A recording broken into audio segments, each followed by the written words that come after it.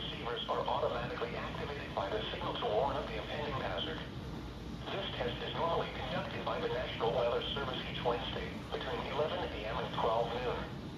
If there is a threat of severe weather